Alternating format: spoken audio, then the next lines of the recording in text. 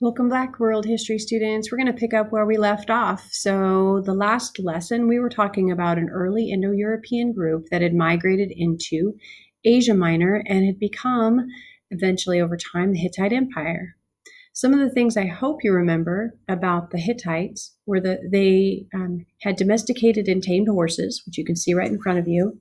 They had made a transition between copper and iron. So we entered into the Iron Age as a result of the work that the Hittite people were able to do and their skill around the resources they had in front of them. We also talked about chariot technology.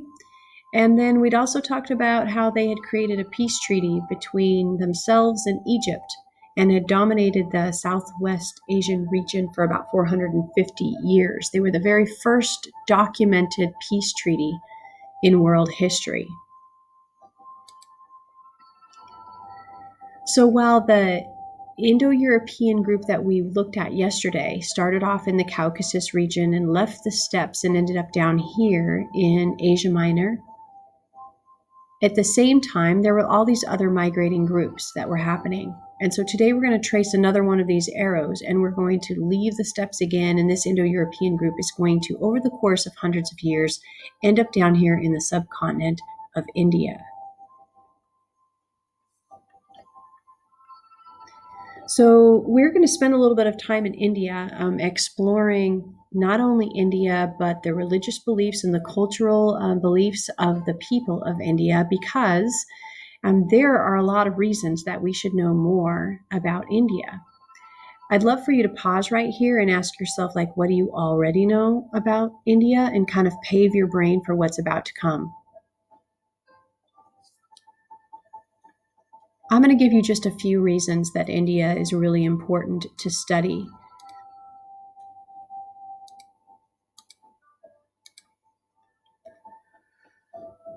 One, population. So you can see, according to this chart, right now China has 1.4 billion people, and India, according to the most recent 2020 census records that are out there, has 1.38 billion people. However, that is short-lived. China's policies are decreasing the rate of growth of their population, and India is growing. So in a very short period of time, in fact, in just the next few years, India's population will surpass China's population and then will continue to significantly rise. This means that there will be more people from India in the world than in anywhere else in your lifetime. By 2050, still in your natural lifetime, unless something happens to you, you can see that India's population is going to continue to grow fairly rapidly.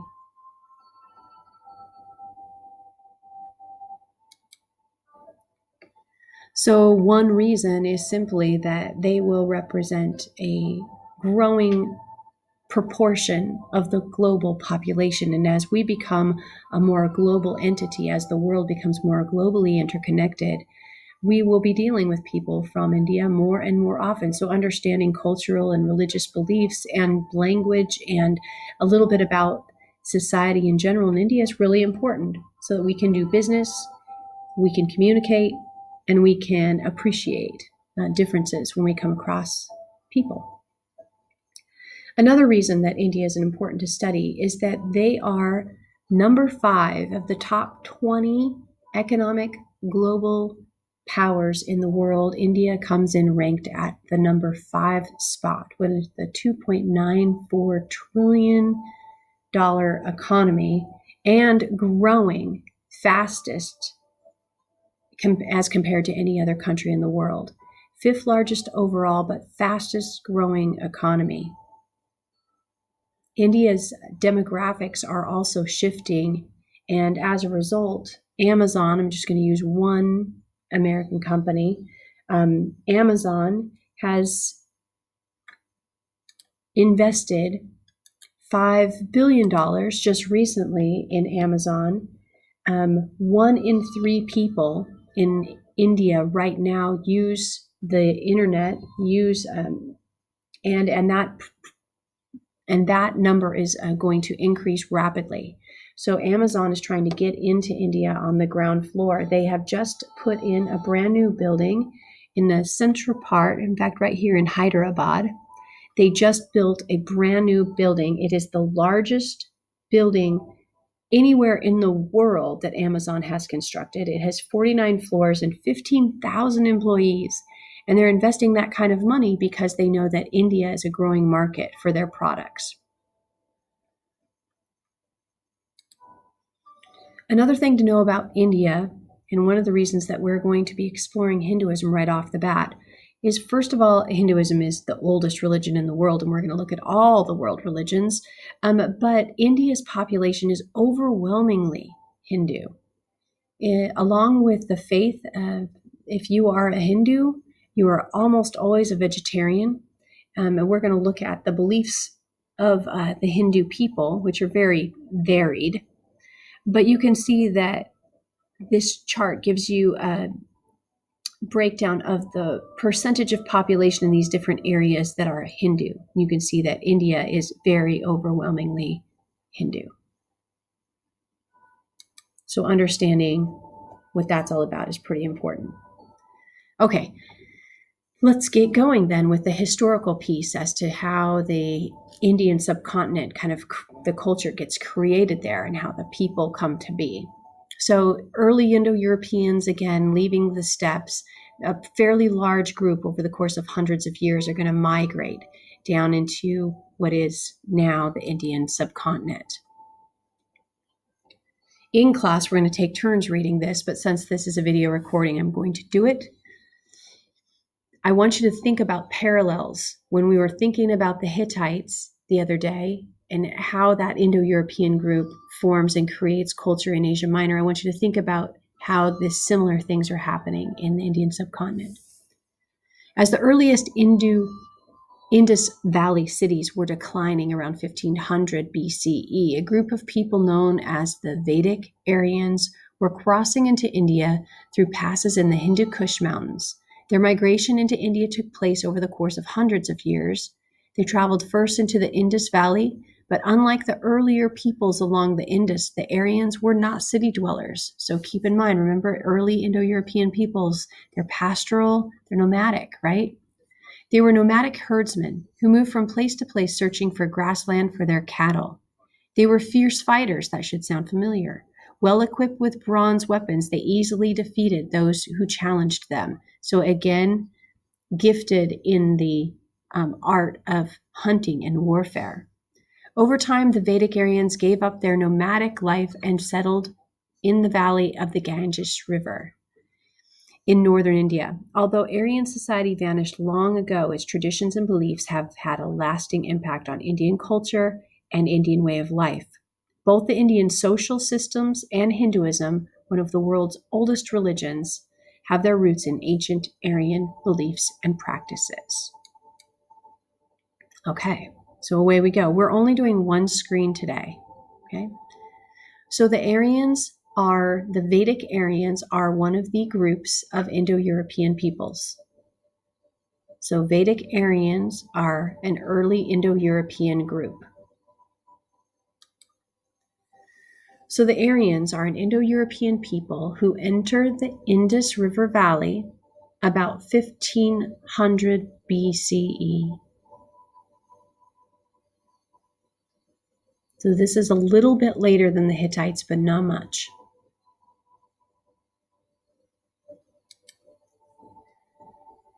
They practice an oral tradition. So the Aryans don't come into this area of the world with written traditions. So just like the Hittites before them, they had a largely oral tradition and they have to adapt and borrow from the people around them.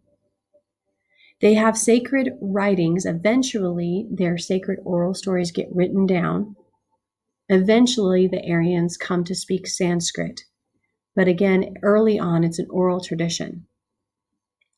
Over time, those oral traditions do get recorded, and their sacred writings that help to kind of form the basis of who they are called the Vedas. In total, there are 4 Vedas, but the very oldest of the Vedas is called the Rig Veda, R-I-G Veda.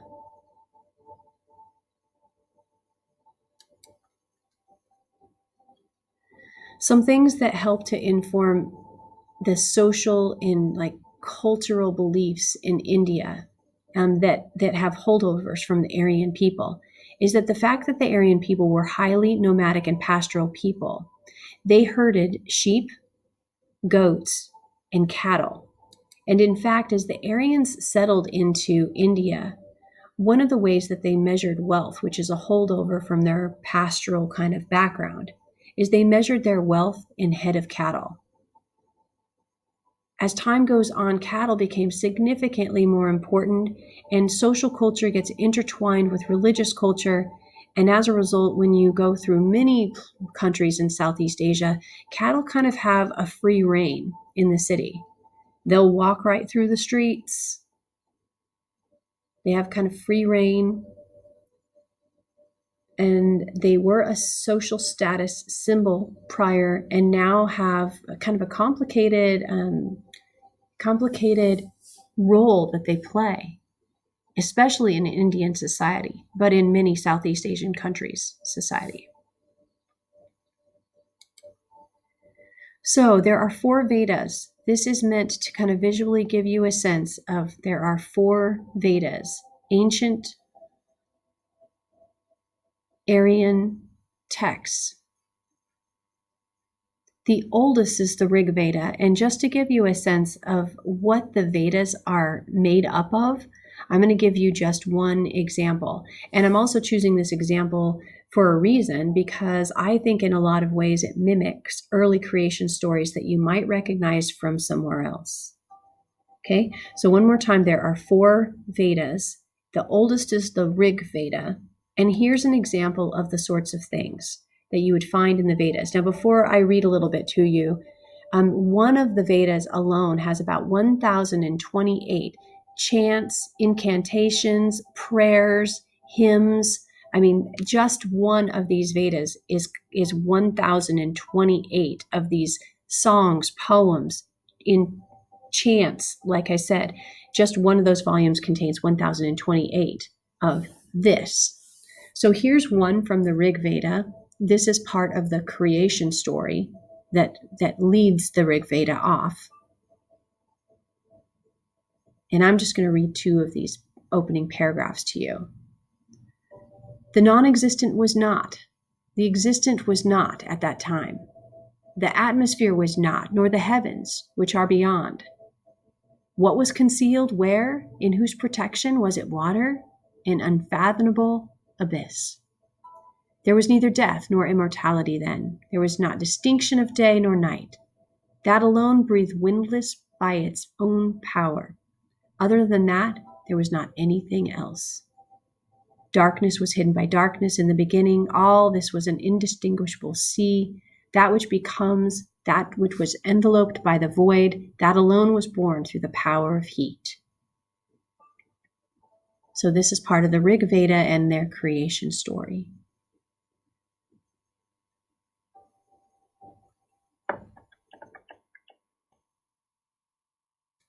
Okay. When the Aryan people moved down into the Indian subcontinent already held a population of people. Some of the oldest cities in the world, even though we don't know a lot about them, were born in ancient, what is today India. So when the Aryans come down into the area, they want a way to distinguish themselves from the rest of the people there. And so by creating kind of a caste system, a class system, or a caste system, it's a way of creating these kind of rungs in society that tell people where they fit. The Aryans, of course, put themselves toward the top of the caste system, but this caste system has played a long and a very powerful role in Indian society since then. So a caste system is a division of where people rank in society. I'm going to give you the simple view first, And then we're going to go through and try to figure out, because this is complicated stuff. It defines the jobs that you do, whom you get to marry, how you sit when you eat. It defines all sorts of things about your life. And it's a pretty rigid system. Even though people like to think that Indian society is more progressive now, it really still plays a powerful role in just about everything that you do as an Indian person. So the Aryans are physically distinct from the people of India. And in addition to the caste system benefiting the Aryan people, it's also assigned colors. And you'll notice maybe as we get in further that the lighter colors are at the top and the darker colors are at the bottom. So there are 4 specific castes in the social class system that develops in this old Indian society. At the very top, you have the priests, or the Brahmin caste. The Brahmins are responsible for reading and interpreting the Vedas. In ancient India, they don't believe that other people have the power, the knowledge, or the ability to do this. And because you need to understand what the Vedas have to say in order to reincarnate, we'll talk about Hinduism later on, but in order to climb the spiritual ladder in their belief structure, the priests play a really important role because they're interpreting everything for the people around them. And it's only through them that you climb the spiritual ladder. Spirituality in this part of the world plays a more, I hesitate to say more important, because that's pretty relative, and who knows what your own spiritual beliefs are. But I will say this, it dominates more of your day to day just because of the way it operates and works. So the priestly caste at the top, the Brahmins, are extremely important. And then second to the priests come the Kshatra, or the warrior caste. The warrior caste in ancient times, these were the people, of course, just like it sounds, that would have done the fighting, that would have been at the beck and call of the government and the leadership at the time. Just today, the Kshatras translate to something slightly different because there aren't so many warriors anymore. In fact, India is a largely pacifist nation. Third caste is the Vaishya. These are the day-to-day workers and the peasant caste in Indian society. And last but not least, there's a Shudra. The Shudra are the service laborers. They do work that provides a service to others. We're going to break this down further in just a moment, I promise. Okay, over here I need to introduce you to a ancient figure in India. And this is the primordial being. Primordial means through which life is formed. It's like the original being, the original genesis of a people. Okay, this is Purusha. Purusha is supposedly the primordial being from which all life sprang. So in the next set of images, we're going to look at Purusha and what they believe about Purusha and this caste system. Okay. Okay, so this is Purusha. And the way that the Vedas describe and kind of lay the groundwork for the caste system comes from the Vedas interpretation of what Purusha has to say, or has to do. Okay, so from the Vedas we know that Aryan society was strictly divided into 4 classes, or varnas. Varnas actually translates to color as well. Each class was made up of families with similar jobs and status. At the top were the Brahmins, and supposedly the Brahmins sprang from the mouth of Purusha. And you can see here, as priests, Brahmins performed religious ceremonies. They offered sacrifices of food to the gods. They studied the Vedas. People were dependent upon the priests to make sure that they were praying properly, repeating the right hymns. If a prayer was said incorrectly, people believed that terrible things could happen. Brahmins passed their knowledge down from generation to generation by word of mouth. So extremely important to be protected. Followed by the Kshatras. So the Kshatras were from the arms of Purusha. So from the arms of the primordial being sprung the Kshatra caste. As warriors, Kshatras took charge of the army and the government. They led councils of elders who ran the villages. They could study the Vedas, but they could not teach them. Next came the Vaishya, the farmers, the craftsmen, and the merchants. So from the legs of the primordial being sprang the Vaishya. Merchants, landowning farmers, and craftsmen belonged to the Vaishya caste. They sold and traded goods. Some became quite prosperous. Others tended cattle, lent money, or farmed. And then finally, the lowest caste. The Shudras were the lowest recognized caste. Many were slaves or servants.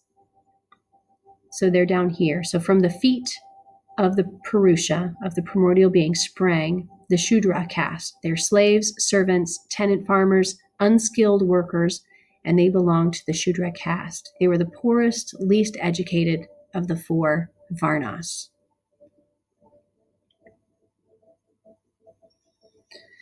Okay. There were a group of people, though, that don't even make the caste system, which is going to be setting us up for our homework today, and they're referred to as Dalit, or the untouchables. When Europeans came into India many centuries later, they used the word caste to describe this whole system. But I'm going to talk to you a little bit about the untouchables. So the untouchables do the type of work that nobody else wants to do, and they sit actually outside of the caste system altogether. They don't get to eat, intermarry, they don't get to touch anybody who's part of the caste system. Now, supposedly, like, discrimination against the untouchables is supposed to be illegal in India, but it's kind of like outlawing racism. You can make laws that say that you're not allowed to act upon these racist ideas, but changing somebody's mindset is a longer, more difficult process. It's a process of unpacking hundreds or thousands of years of a culture's treatment of a people, or of laws that have discriminated against a people. So you can change the laws, and that does not change reality, oftentimes very quickly.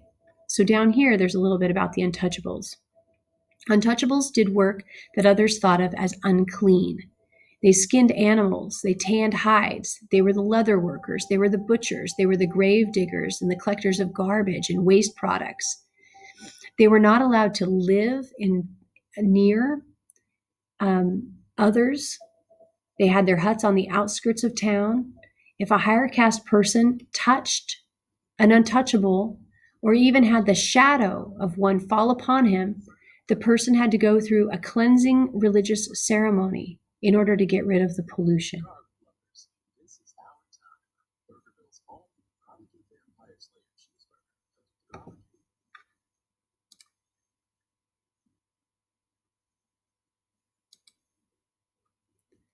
So the untouchables have many terms that are used to refer to them over time. Achyuta and Dalit are some of them.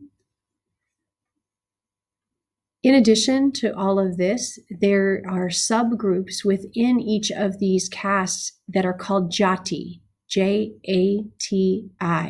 And Jati are like subdivisions within the caste system, and even those define who you're allowed to marry.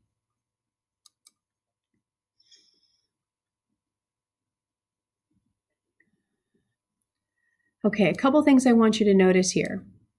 So first of all, that some of these castes, so here's the Brahmin, here's the Kshatra, here's the Vaishya, here's the Shudra. Up in this category, the upper end of the caste system, people are referred to as twice born, because the assumption is all of this caste gets intertwined with Hinduism, and Hinduism believes in reincarnation. And they believe that over the course of time, you're born into your caste for life. But over the course of time, if you do a good job in one of your castes, you might get reborn up a caste. So they believe that anybody in this upper caste system is at least a twice born, at least been reincarnated twice. You can also see that these are assigned a color. So the Brahmin are the lightest in color at white, and then Kshatra red, Vaishya brown, Shudra black. Untouchables don't even make the chart. They don't even get a color. Okay, last piece for today. So here's one of the harder things for people in Western civilization to understand, because we're taught that you can overcome your situation in life through hard work and effort, and that everybody has opportunity to change their destiny with enough hard work. I think that's generally speaking that kind of the idea in America. But in India, people are born into their caste for life. So your caste is determined by your parents. And when you are born of Vaishya parents, you are a Vaishya. You're born into that caste for life, and it doesn't matter what you do in this lifetime. You will not be a Kshatra in this lifetime if you were born a Vaishya. So your job is to do your duty in this lifetime, however it is prescribed to you. And that is your hope, that in the next lifetime, that your life will get better, that through reincarnation, you'll be born up a caste, and that life gets easier and life gets closer to enlightenment. So all of this gets woven into Hinduism. The word for enlightenment in Hinduism is moksha, and the priestly caste is responsible for helping and guiding all of the other people, well, most of the other people, to work hard to get closer to moksha in their lifetime. Although they only believe that the upper caste is capable of achieving moksha in their lifetime.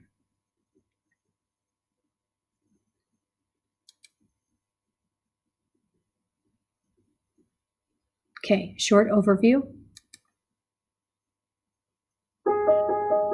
Caste represents one of the more ancient, if you will, forms of division, dating more than 3,000 years in what we now know as the subcontinent, India, Pakistan, Sri Lanka to some degree, and Nepal, as a way of determining who did what. You have four main castes. You have the priestly caste, you have a warrior caste, you have a business caste, and then you have a peasant caste. Beneath that is another caste, outcasts, called the Dalits, untouchables. They are the people who clean sewers. They clean the garbage. They basically clean up after other people. They're considered impure. When I first heard the term untouchable, I was amazed, even in the context of America's racial history and its racist dynamics, to hear people referred to as untouchable.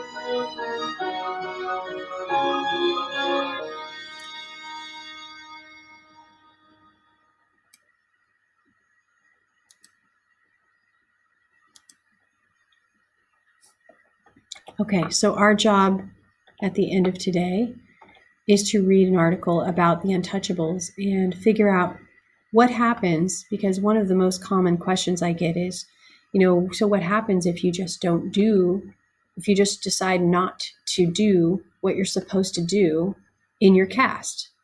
Because a lot of people, especially younger people your age, are like, well, I just wouldn't agree to that. If I was born an untouchable, I would just, deny. I just wouldn't accept it. Well, there are real consequences in India for people that don't accept their place. And that's what we're going to read about next. Okay, thank you very much. And we're going to go off to Google Classroom and find the Untouchable reading. That's your homework. We'll have a quiz over that.